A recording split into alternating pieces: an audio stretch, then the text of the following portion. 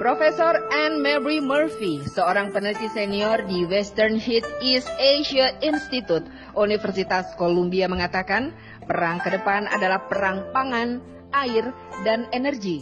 Diistilahkan dengan perang ekonomi Asia Pasifik di Indonesia, dan dapat dipastikan Cina adalah pemenangnya.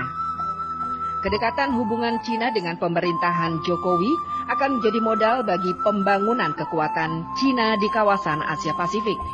Ditambah lagi dengan rencana Cina memasukkan ke Indonesia 200 juta penduduknya, yang sebagian besar tentara merah sesuai pola atau strategi ketika menguasai Tibet. Pulau-pulau reklamasi dikuasai warga Cina dijadikan benteng pertahanan ibu kota NKRI yang didukung oleh pemerintah poros Beijing.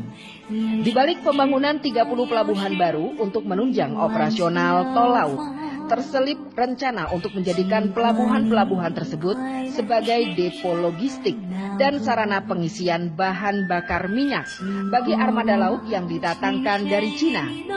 Keseluruhan kerjasama dan infrastruktur yang dibangun Cina di Indonesia menjadi indikator-indikator persiapan perang Asia Pasifik.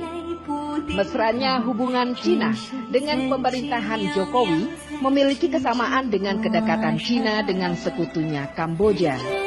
Selipkan rencana bantuan Cina kepada pemerintah Indonesia sebesar 600 triliun rupiah menjadikan kedaulatan ekonomi RI tersandera oleh Cina sebagai kenyataan balas budi.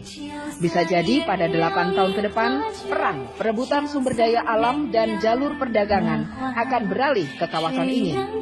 Indonesia harus menyiapkan diri untuk menghadapinya.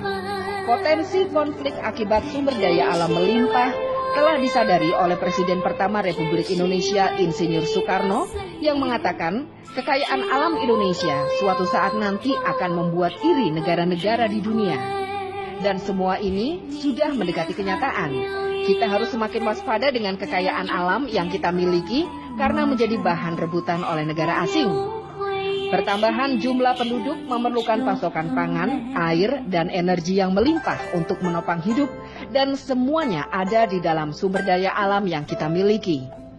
Kedepan, energi fosil akan habis dan digantikan oleh energi dari kekayaan alam hayati yang ada di negara Khatulistiwa, terutama di Indonesia. Maka Indonesia akan menjadi lumbung pangan, air, sekaligus juga lumbung energi yang berasal dari kekayaan alam hayati, dan perang perebutan sumber daya alam itu bakal terjadi tidak lama lagi di kawasan Asia Pasifik. Perang ke depan adalah perang pangan, air, dan energi. Diistilahkan dengan perang ekonomi Asia Pasifik di Indonesia dan dapat dipastikan Cina adalah pemenangnya. Terserah anak bangsa, akankah menerima Indonesia kembali menjadi komunis dan boneka Republik Rakyat Cina?